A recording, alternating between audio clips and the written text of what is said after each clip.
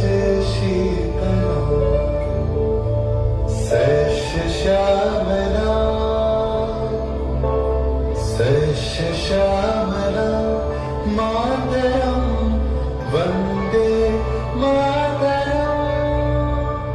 1908 সালের 11ই অগস্ট কিংসফোর্ডে বন্দে মাতরম বলার দোষে যে বালককে বেত মারার হুকুম দিলেন ব্রিটিশ সরকার, তারই পক্ষে দাঁড়িয়ে ক্ষুদিরাম বসু ও প্রফুল্ল চাকি সাহেবের পিটন গাড়ি লক্ষ্য করে বোমা চালালেন মুজফ্ফরপুরে। সাহেব নিহত হলেন না, তবু নাবালক ক্ষুদিরামকে ফাঁসির হুকুম দেওয়া হলো। জননী গুণ তুলে বক্ষে শান্তনু বাস দেহ তুলে চোখে কাঁদিছে তব চরণ পদে 30 কোটি নরনারী।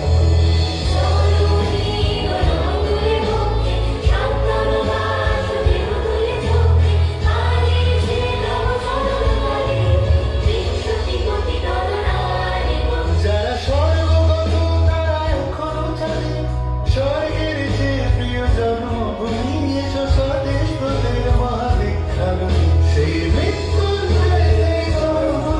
যারা জীর্ণ জাতির বুকে জাগালো আশা মন মনে মুখে জোগালো ভাষা। আজি রক্ত কমলি কথা আজি রক্ত কমলি কথা মানল খালি বিজয় লক্ষ্মী দেবতাদের গলে মুক্তির মন্দির শোকানো বলি কত প্রাণ হলো বলিদান।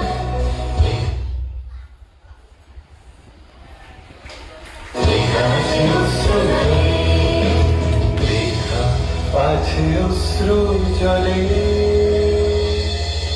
9 সেপ্টেম্বর 1915 ইংরেজদের সঙ্গে সম্মুখ সমরের স্বাধীনতা ছিনিয়ে নিতে অস্ত্র আনার পরিকল্পনা করেন যতীন্দ্রনাথ মুখোপাধ্যায়। বালেশ্বর সঙ্গীদের নিয়ে জাহাজ থেকে সেই অস্ত্র নামাতে গেলে ইংরেজ বাহিনী তাদের ঘিরে ফেলে। বুড়িপালনের তীরে লড়াই বাঁধে বিরাট ইংরেজ বাহিনী বনাম বাঘাযতীন ও তার 4 সতীর্থদের। এককালে শুধু ভোজালি হাতে যিনি বাঘ মেরেছিলেন, সেই বীর সেদিন লুটিয়ে পড়লেন।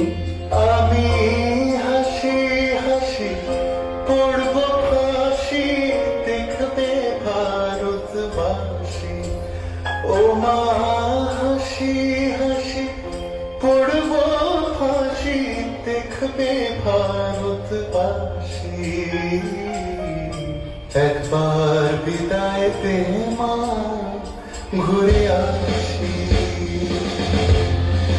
18 এপ্রিল 1918 মাস্টারদা সূর্য সেন ও তার 65 জন শিষ্য মিলে পরিকল্পনা করে চট্টগ্রামে ব্রিটিশ পুলিশের অস্ত্রাগার লুট করেন এবং তারপরে লুকিয়ে আশ্রয় নেন জালালাবাদ পাহাড়ে।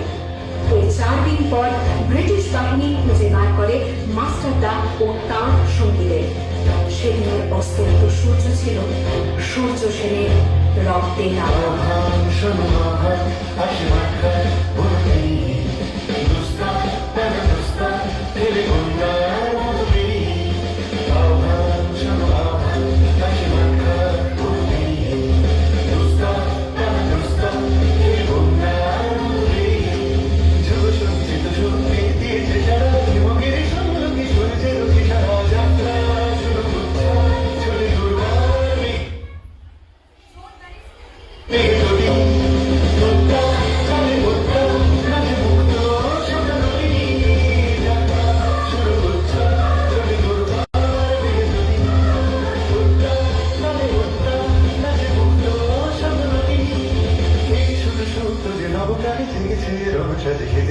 অধিকার অর্জনে এই শুধু সুখ যে নবপ্রাণে জেগেছে